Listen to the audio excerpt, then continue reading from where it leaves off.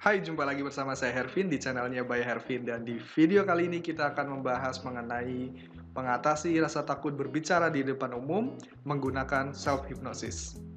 Materi ini merupakan kemampuan dasar yang perlu kalian kuasai jika kalian ingin menjadi seorang public speaker yang baik. Untuk itu, ikuti terus video ini setelah bumper berikut.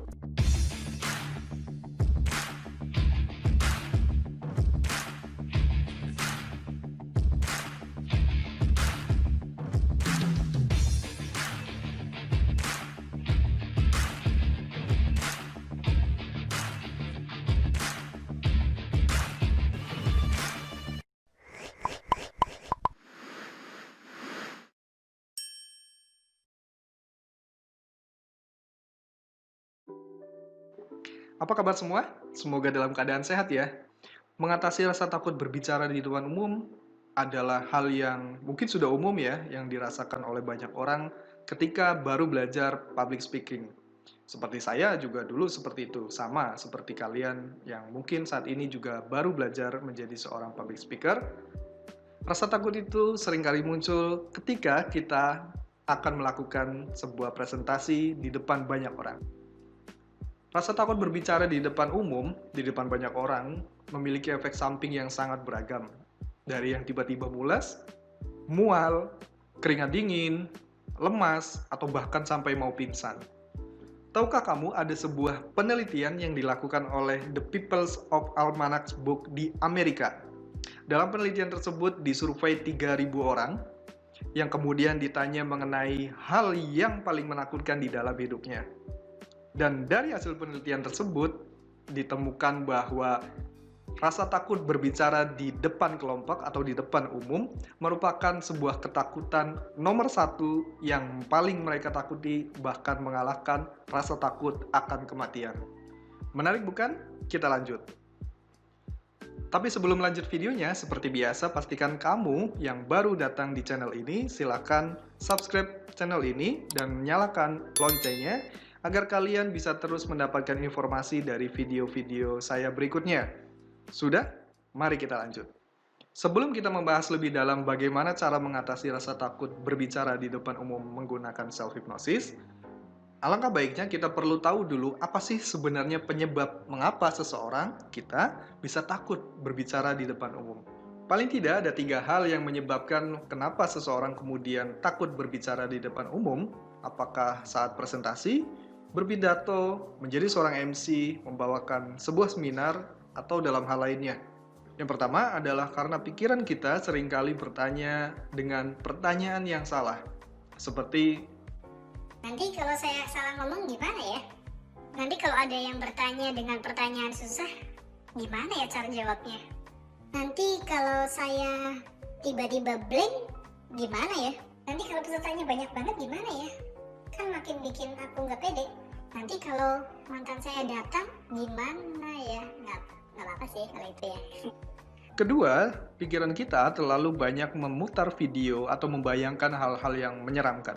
Seperti membayangkan muka peserta yang bete, jutek, membayangkan diri kita yang tengah grogi di atas panggung, atau membayangkan ada orang yang sedang bisik-bisik saat kamu tampil di atas panggung, atau bayangan-bayangan yang lain yang pastinya membuat kamu makin down. Dan penyebab yang ketiga, ini sih sebenarnya masalah teknis saja. Seperti kamu tidak menguasai dan menyukai materi yang sedang kamu bawakan, kamu tidak menggunakan pakaian yang membuat kamu nyaman atau bahkan salah kostum, atau kamu merasa asing di tempat yang baru di mana kamu akan tampil. Hal tersebut juga akan mempengaruhi rasa takut kamu berbicara di depan umum. Oke, sekarang kita masuk kepada bagaimana cara mengatasinya. Mengatasi rasa takut berbicara di depan umum menggunakan self-hypnosis. Tapi sebelumnya mungkin dari kalian ada yang bertanya, kenapa harus menggunakan self-hypnosis dan apa itu self-hypnosis? Secara sederhana, self-hypnosis itu adalah sebuah cara untuk mensugesti diri kita sendiri atau mempengaruhi pikiran bawah sadar kita sendiri. Menurut teori psikoanalisis dari Sigmund Freud, bahwa pikiran sadar didefinisikan sebagai kumpulan perasaan, pikiran, dorongan, dan ingatan yang berada di luar kesadaran. Freud percaya bahwa ketidaksadaran terus mempengaruhi diri kita, perilaku kita meskipun kita tidak menyadarinya. Menurut Sandy McGregor dalam bukunya Peace of Mind, dikatakan bahwa pikiran sadar memiliki kapasitas dan potensi yang lebih besar, yaitu 88% daripada pikiran sadar yang hanya 12%. Untuk itu, mampu menguasai dan memberdayakan pikiran bawah sadar kita yang potensinya 88% tadi membuat kita bisa melakukan hal-hal yang luar biasa. Jika kita lihat dari ketiga poin penyebab seseorang takut berbicara di depan umum, poin 1 dan poin 2 merupakan masalah yang muncul dari pikiran bawah sadar kita. Maka untuk mengatasinya, kita perlu mempengaruhi pikiran bawah sadar kita sendiri. Poin yang pertama, mempengaruhi bawah sadar kita dengan cara merubah pertanyaan yang muncul di pikiran kita. Jika kita perhatikan, sebenarnya pertanyaan-pertanyaan yang muncul di dalam pikiran kita adalah pertanyaan yang negatif, yang sehingga membuat kita menjadi semakin tidak berdaya dan menjadi semakin takut saat berbicara di depan umum. Kalimat negatif tersebut, kata kuncinya ada pada kata, kalau saya ... nanti gimana ya?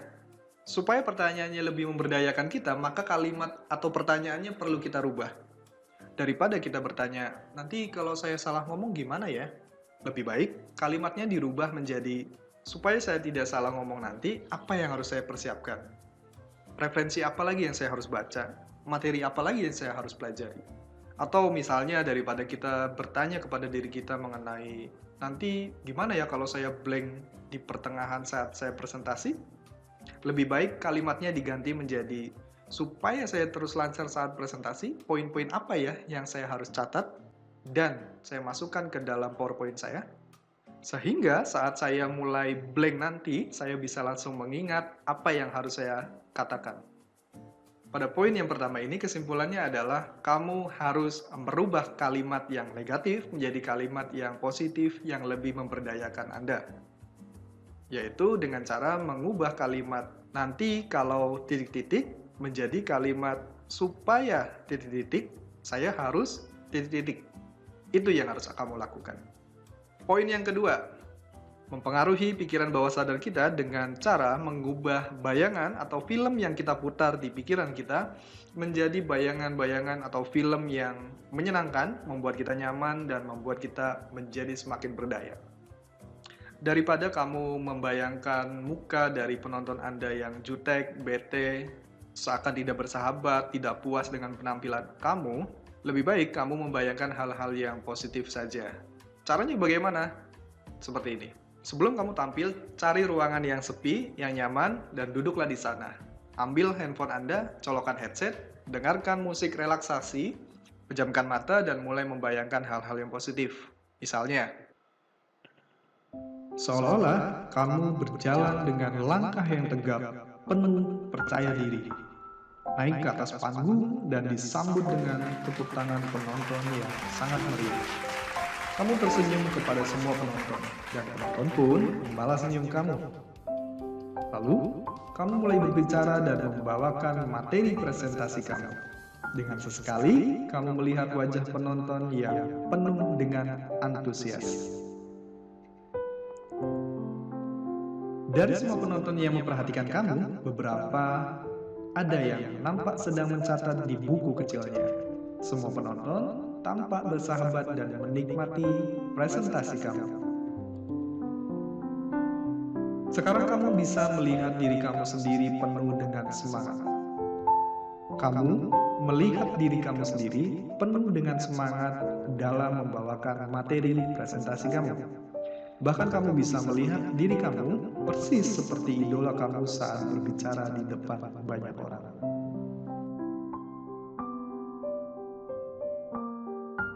Hingga sampai pada akhirnya, kamu dapat menyelesaikan presentasi kamu dengan baik. Lalu, kamu turun dari panggung diiringi tepuk tangan yang meriah dari penonton. Sambil mereka, kamu merasa puas dan mengatakan kalimat ini di dalam hati. Yes, berhasil. Semua berjalan dengan baik. Kesimpulan pada poin yang kedua ini, bahwa pikiran bawah sadar kita akan membentuk perilaku kita. Jika kita membayangkan hal-hal yang negatif, maka perilaku kita akan melakukan hal-hal yang salah dan keliru yang tidak pernah kita inginkan.